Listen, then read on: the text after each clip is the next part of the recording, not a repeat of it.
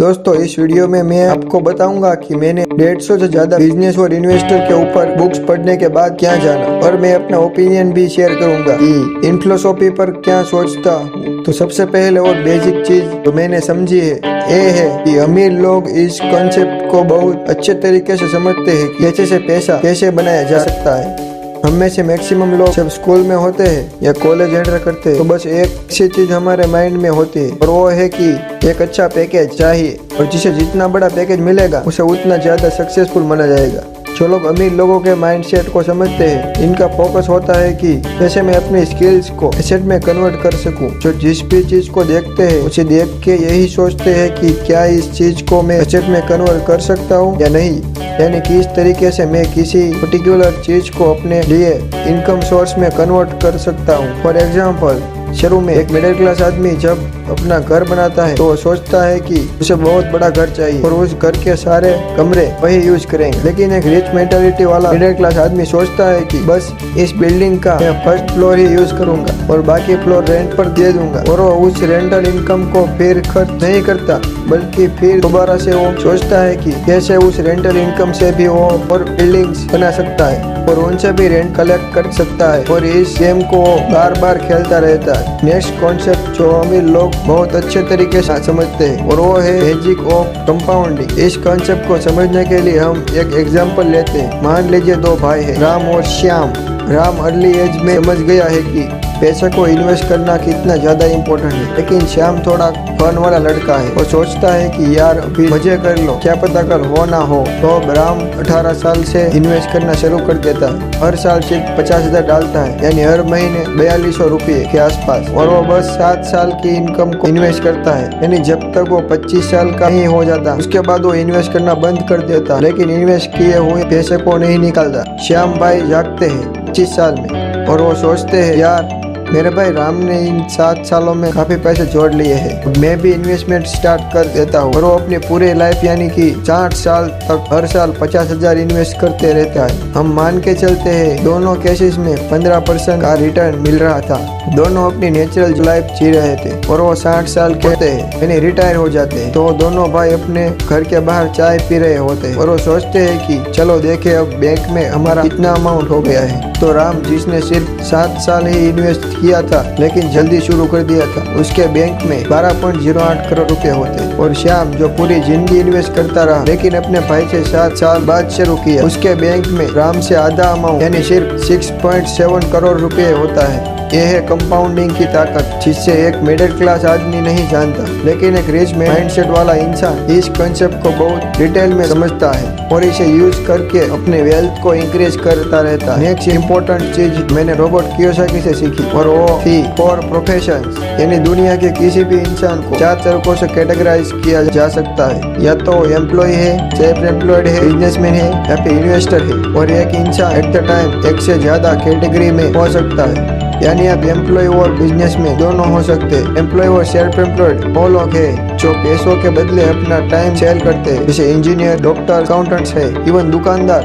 Businessman वो है जो ओपीटी को यूज करने में अच्छा हो गया है, यानी अदर्स पीपल्स टैलेंट, जिसका मतलब है कि वो पैसे देके दूसरों का टाइम खरीदता है ताकि वो उनके लिए काम करे और अपना टाइम फ्री रखता है, और इसीलिए वो कम टाइम में ज्यादा आउटपुट अचीव कर सकता है। जैसा कि मुकेश अंबानी ने और लोगों का टैलेंट यूज करके जियो, रिलायंस जैसी कंपनीज खोल दी। अगर हम छोटे स्केल में बात करें तो आपके पड़ोसी, आपके नेबर्स या ऐसे लोग जिन्होंने डोमिनोज, मैकडोनाल्ड या केएफसी की फ्रेंचाइजीज खरीद ली है, वो उसमें काम नहीं करते, वो एम्प्लॉयज को हायर करके उनकी हेल्प से बिजनेसेस लाते हैं ताकि वो इस और बिजनेस खरीद सके। नेक्स्ट कैटेगरी में वो लोग आते हैं जो अपने पैसों से पैसा कमाना सीख गए हैं, यानी इन्वेस्टर्स। ये वो लोग हैं जो बाकी लोगों को अपने पैसे देते हैं, जैसे बिजनेसमैन को, और फिर उन पैसों को बैंक रेट से बहुत ज्यादा रिटर्न ले लेते हैं, यानी जिन्होंने स्टॉक, बॉन्ड्स के बारे में जान लिया है। तो ये बात तो क्लियर है, अगर हमें फिनेंशियली स्ट्रॉन्ग होना है तो हम किसी तरीके से बिजनेस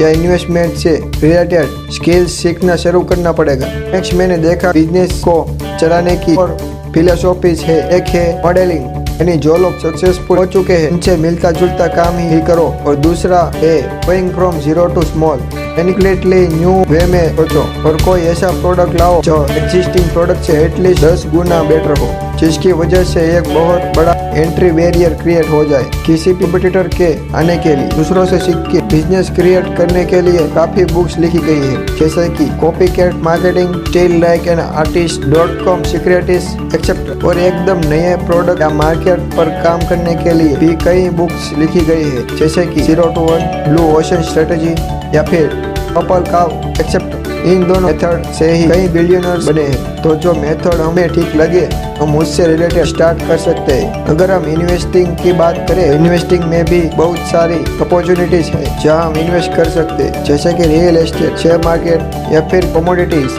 शेयर मार्केट में एंट्री बैरियर कम है और हम कम पैसों से भी स्टार्ट कर सकते हैं। शेयर मार्केट में 2 तरीके से इन्वेस्ट कर सकते हैं, एक्टिव इन्वेस्टर्स और पैसिव इन्वेस्टर्स। एक्टिव इन्वेस्टर्स वो है जो हर रोज अपने दिन का काफी टाइम स्पेंड करते हैं कंपनी के शेयर्स ढूंढने में, और शेयर जो उन्हें बहुत अच्छा रिटर्न दे सकते हैं। फॉर एग्जाम्पल, आजकल रुचि सोया के ऊपर बहुत डिस्कशन चल रही है। जिन्हें नहीं पता, रुचि सोया कंपनी डूब रही थी, इसे पतंजलि ने खरीद लिया और उसके शेयर्स का प्राइस कुछ ही महीनों में अप्रोक्सीमेटली 80 टाइम्स से भी ज्यादा बढ़ गया। यानी अगर 1 लाख उसमें इन्वेस्ट हुआ था वो कुछ ही महीनों में 80 लाख हो गया। तो जिसने सिर्फ 2 लाख इन्वेस्ट किए थे उनके 1.6 करोड़ हो गए, जिसने 3 लाख इन्वेस्ट किए थे उनके 2.4 करोड़ हो गए, एंड सो ऑन। ऑब्वियसली अब इन कंपनी के बहुत ही कम शेयर पब्लिक के पास है, सिर्फ 28 लाख के करीब, और बाकी 99% शेयर पतंजलि के पास है, और वो एग्जिस्टिंग शेयर्स होल्डर शेयर्स नहीं बेच रहे हैं। अगर आप इन अपॉर्चुनिटीज को समझ सकते हैं, अब हम में से मैक्सिमम लोग अपना टाइम वेस्ट नहीं कर पाएंगे, ना ही कहीं पे करना चाहते हैं। इसलिए मेरे ओपिनियन में इंडेक्स फंड्स हम सबके लिए बेटर है। इंडेक्स फंड वो फंड्स है जिसमें हम एक बार प्रीसेट रूल के अकॉर्डिंग पैसे इन्वेस्ट करते हैं। फॉर एग्जाम्पल, अगर हम इंडिया के इंडेक्स फंड निफ्टी 50 की बात करें तो उसमें हर बार पैसे इंडिया के टॉप 50 कंपनीज में ही लगाए जाएंगे, क्योंकि मार्केट कंपटीशन के अकॉर्डिंग अब ऐसा नहीं है कि हमें हर एक इंडिविजुअल कंपनी में इन्वेस्ट करना है, बल्कि हमें एक ऐसा फंड खरीदना है जो ऑलरेडी निफ्टी 50 में इन्वेस्ट कर रहा हो। अब जितना मैंने बिजनेस और इन्वेस्टमेंट के बारे में सीखा है वो मैं आपको पूरा नहीं सिखा सकता। मतलब ऐसा नहीं है कि मैं सिखाना नहीं चाहता, लेकिन इतना टाइम नहीं है कि इतनी वीडियोस बना सकूं। पर जितना भी टाइम निकलता है मैं इन दोनों टॉपिक के रिगार्डिंग वीडियोस हमारे चैनल पर अपलोड करता रहता हूँ। इनमें मैंने आगे भी इसके रिलेटेड वीडियो बनाया था, जिसे मैं रिकमेंड करता हूँ कि आप जरूर देखें। नेक्स्ट आता है टैक्सेस। हम में से जिन लोगों की इनकम नहीं हुई है उन्हें टैक्सेस के बारे में सोचना पड़े, इनके लिए ये पॉइंट थोड़ा इरिलेवेंट होगा, लेकिन जब आप इन टॉपिक पर स्टडी करोगे तो आप एक पॉइंट समझ जाओगे। अमीर लोग अपने टैक्सेस को मैनेज करने में बहुत एफिशिएंट होते हैं और बहुत टाइम स्पेंड करते हैं सीखने के लिए। रॉबर्ट कियोसाकी बोलते हैं कि टैक्सेस एक सबसे बड़ा एक्सपेंस है किसी भी कंपनी के लिए, जिसका मतलब है कि अगर हमारी सारी टैक्सेबल इनकम 12 लाख है और हम 20% के हिसाब से टैक्सेस देते हैं तो हम गवर्नमेंट को तकरीबन 2.5 लाख रुपए देंगे। अगर इसे हम टाइम में कन्वर्ट करें तो 12 महीनों का 20% हुआ 2.4 मंथ्स, यानी 2.5 महीना 75 दिन तक हम गवर्नमेंट के लिए मुफ्त में काम कर रहे हैं, जिसके लिए हम कुछ भी नहीं मिल रहा। अब हम में से मैक्सिमम लोग बोलेंगे सर ये तो सोसाइटी को इम्प्रूव करने के लिए इम्पोर्टेंट है, लेकिन गवर्नमेंट कई टास्क के लिए खुद ही टैक्स ब्रेक्स देती है, जैसे कि रियल एस्टेट में बहुत ही ज्यादा टैक्स ब्रेक है। बिजनेस के लिए हम जो भी खर्चा करते हैं उनमें हमें टैक्स ब्रेक मिलता है, और इसीलिए इन्वेस्टर और बिजनेसमैन सबसे कम टैक्स पे करते हैं। वॉरेन बफेट जैसे बिलियनर इन्वेस्टर अपनी सेक्रेटरी से भी कम टैक्स पे करते हैं। अब गवर्नमेंट बिजनेस को और इन्वेस्टर को इसीलिए टैक्स ब्रेक देती है ताकि इनके कामों से सोसाइटी इंप्रूव होती है। फॉर एग्जांपल, अगर हम प्रॉपर्टीज खरीद कर उनमें कुछ बनाते हैं जैसे कि जिम, रेंटल प्रॉपर्टी वगैरह, तो इससे सोसाइटी ग्रो होती है और जॉब्स क्रिएट होती है, क्योंकि गवर्नमेंट हमसे पैसे लेके वैसे काम करने वाली है। अगर हम टैक्स लॉ की बुक्स की बात करें तो उनमें 95 पेजेस इस बात पर है कि किन कंडीशंस में हमें टैक्स रिबेट मिलेंगी, और सिर्फ 5% पेजेस इन बात पे है कि हमें कितना टैक्स देना पड़ेगा। और एक मिडिल क्लास 5% रूल पर फोकस करता रहता है, इसीलिए वो टैक्स भरता ही रहता है, जबकि एक अमीर 95% रूल्स पर फोकस करता है कि वो टैक्सेस से कैसे बच जाए। नेक्स्ट इम्पोर्टेंट पॉइंट जो मैंने देखा है वो है कि rich people invest in themselves. ये पॉइंट कहता है कि एक मिडिल क्लास आदमी सोचता है कि यार ये बुक्स, ये कोर्सेज सब चोचले हैं, लेकिन एक रिच माइंडसेट वाला आदमी सोचता है कि उसके पास सिर्फ यही रियल एसेट है कि उसे कितना पता है, उसे कितना एक्सपीरियंस है, इसलिए वो बाकी चीजों के कंपैरेटिवली खुद की इम्प्रूवमेंट में ज्यादा टाइम इन्वेस्ट करता है। एक बार मेरे साथ कुछ यही हुआ कि मेरे कॉलेज टाइम में 2-4 बुक्स मंगवा ली अमेज़न से, जो मुझे करीबन 2500 के आसपास पड़ी थी। इसे देखकर मेरा एक फ्रेंड बहुत हैरान हो गया और उसने कहा 2500 की बुक्स, भाई तू तो बहुत अमीर है, मैं तो कभी भी इतने पैसे ना खर्च करूं बुक्स पे। और ये वही इंसान है जो एक दिन में 1000 से 2000 तक की दारू पी जाता है। और मैंने ये देखा है कि मैक्सिमम लोग ऐसा ही सोचते हैं, इतनी महंगी बुक, इतनी महंगी जिम मेंबरशिप, इतना महंगा कोर्स, इतना महंगा किंडल खरीद लिया या एंड सो ऑन। यही चीजें उन्हें इतनी महंगी लगती है क्योंकि उन्हें इम्प्रूव कर रही है, लेकिन अपने फालतू के खर्चे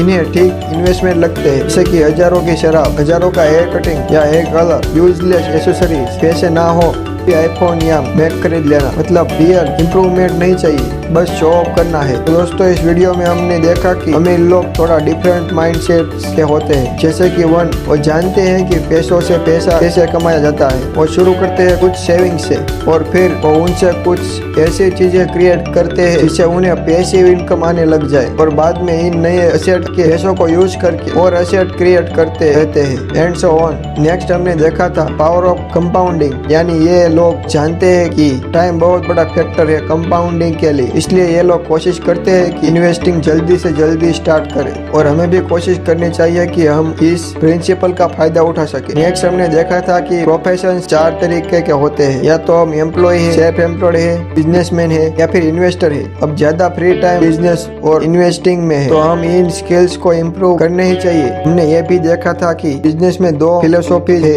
वन इज मॉडलिंग, यानी ऑलरेडी सक्सेसफुल लोगों की तरह काम करे जैसे कि चाइना करता है, और दूसरा था कि बिल्कुल नया प्रोडक्ट क्रिएट कर दो जैसे कि गूगल, ओयो रूम्स एक्सेट्रा। वैसे ही इन्वेस्टमेंट में भी या तो हम कंपनी के इंडिविजुअल शेयर्स खरीद सकते हैं या फिर हम किसी इंडेक्स फंड में इन्वेस्ट कर सकते हैं। नेक्स्ट हमने देखा था अमीर लोग टैक्सेस के उन रूल्स को ज्यादा अच्छे से समझते हैं जिनमें उनको टैक्स ब्रेक मिल सके, और इसीलिए जहां हम अपनी इनकम का 20 से 30% टैक्स में देते हैं, वो अपनी इनकम का 0 से 5% या मैक्सिमम 10% टैक्स देते हैं। फाइनली हमने देखा था कि अमीर लोग अपने ऊपर इन्वेस्ट करते हैं, अपनी नॉलेज पर इन्वेस्ट करते हैं। एनीवेज दोस्तों, अगर आप और ऐसी वीडियो देखना चाहते हैं तो कोई वीडियो मिस नहीं करना चाहते तो सब्सक्राइब करने के बाद ये बेल का बटन दबाना मत भूलिएगा। और अगर आपको हमारा ये वीडियो पसंद आया है तो लाइक कर सकते हैं, और अगर आपको लगता है कि ये वीडियो आपके किसी फैमिली मेंबर या फ्रेंड के काम आ सकता है तो आप ये वीडियो उनके साथ शेयर कर सकते हैं। चलिए दोस्तों, अगले हफ्ते हम फिर मिलेंगे एक और नई वीडियो के साथ, तब तक के लिए जय हिंद।